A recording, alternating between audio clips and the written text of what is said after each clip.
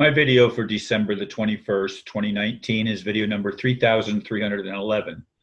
The title is "The Political Circus is Not Entertaining to Me." Chuck Baldwin put out an article on December 19th called "Trump's Abominable, Reprehensible, and Downright Tyrannical Executive Order." He wrote, quote, "Trump's executive order, deceptively called an executive order on combating anti-Semitism, issued this past week, will empower the Federal Department of Education to withhold funding to college campuses that do not squash anti-Israel rhetoric. In other words, it is now official government policy to deny college students and faculty members their natural and constitutional right to criticize, especially and primarily if they criticize any and all things Israel. This will also doubtless include speech that supports Palestinian rights. Trump also declared that the religion of Judaism is a nationality or ethnicity and is beyond criticism. Can you imagine the outcry if he had declared Christianity to be a nationality?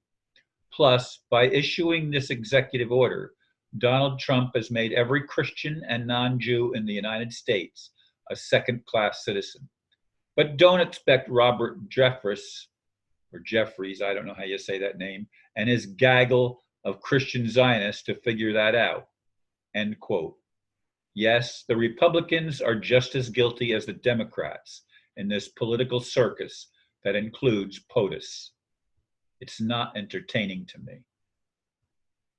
Just so that you know, Chuck Baldwin ran for president actually at one time as in the Constitutional Party, and he's a politician and a radio host and founder and former pastor of Crossroads Baptist Church in Pensacola, Florida, and I'm reading actually from Wikipedia.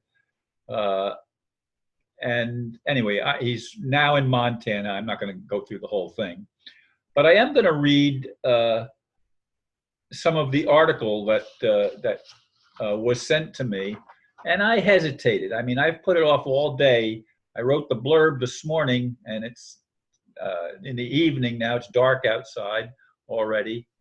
But I wrote the blurb this morning, but I've been debating, do I really want to record this? And I am recording it, obviously. I'm continuing to read what Chuck Baldwin said. "I have said repeatedly that Donald Trump is America's first Zionist president, and Trump's actions continue to prove that statement true. Trump's latest attack against the Constitution, specifically the First Amendment, is just his latest sellout to Israel. I'll say it straight out. Donald Trump is not trying to make America great. He is trying to make Israel great. By the way, I'm glad to see that rabid Jewish Zionist Mark Levin agrees with me. At the signing ceremony of this draconian executive order, Levin called Trump the first Jewish president of the United States. Even casual research will easily discover that Trump's family is dominated by Jewish Zionists, as is his circle of friends and business associates. What a coincidence. Trump says his executive order is protecting free speech on college campuses. That's a lie. His executive order is squashing free speech, specifically speech that criticizes Israel or Zionism. Think about this. Under Trump's executive order, colleges will be punished if they allow the reading of the New Testament on campus, as the New Testament is replete with criticisms of Israel and the Jews. Donald Trump is a pathetic puppet of the likes of ultra-Zionist billionaire Sheldon Adelson. Even worse is the fact that the Christian Zionist preachers and churches in this country are as much Adelson's puppets as is Trump, which is why they love Trump so much. And all of this hypnotic support for false Israel can be traced directly to the false teachings of John Darby and C.I. Scofield and the thousands of Christian Zionist churches and scores of Christian Zionist colleges that those two men created. It would not be hyperbolic to say that Donald Trump is the quintessential creation of Darby and Schofield. And it is no coincidence that Trump is also the blasphemer in chief, because everything associated with Zionism is blasphemy. Now the Zionist Donald Trump is trying to prohibit colleges from criticizing Zionism. If you are looking for an impeachable offense, this blatant abridgment of the First Amendment by the President of the United States is it.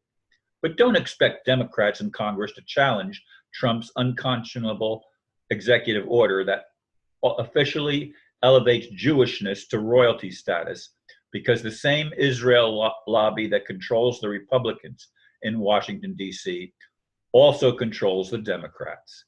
Trump's executive order will deny funding for colleges and universities unless they prohibit the right of faculty and students to exercise their First Amendment freedom of speech to criticize Israel. How long will it take before Trump decides to criminalize anyone who criticizes Israel? Donald Trump and American Christian Zionist preachers are foolishly trying to undo what God did when he prophesied through his prophets, including John the Baptist at the birth of Christ and later Jesus himself, the destruction of Jerusalem, along with the Jewish temple and the devilish Pharisee cult, of which the modern Zionist cult is a direct spiritual descendant. And when he then fulfilled those prophecies in 70 AD. I urge readers to watch the very powerful Message DVD entitled The Destruction of Jerusalem. Donald Trump is not only a Zionist hack, he is a wannabe tyrant, and this executive order proves it. The executive order is abominable, reprehensible, and downright tyrannical. As I said, I hesitated to record this video. One of the things I was waiting for my friend Aristo, and I still don't know if I'm going to be recording with him tomorrow for the next day. But in any case, I've been sitting on this all day and saying, do I really want to say all that? Because I agree with what Chuck Baldwin is saying. People say, Ron, stop supporting Trump. Trump is bad. And I have a lot of friends that say Trump is good and that he's going to bring the positive changes we've been looking for. I'll believe it when I see it. And that includes the currency revaluation that supposedly puts money in the hands of idealists. I am a Christian, a Jew, a Muslim, a Buddhist, a Hindu. I am no religion and all religions, because all I really am, oh God, is a human being. And I don't know I'm really struggling here, as you might notice. In any case, folks, I would like to see some of the things that Donald Trump has promised be fulfilled.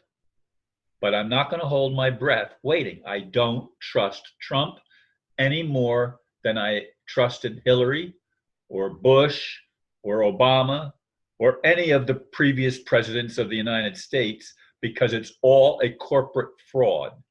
We are not corporations, we are human beings, and corporations have no jurisdiction over human beings, because they only can control what is of the sea. That's maritime law. It's not the law of the land. The law of the land has been supplanted by maritime law, and it's an illegal operation. It's unlawful, and it needs to be brought down. Will our Creator God ever take responsibility for creation by the minimum of empowering us so that we can stand against all the wiles of the enemy, as it's written in the Bible, and overcome this tyrannical force of the Illuminati, or whatever you want to call these dark forces that have taken control of the planet for such a long time.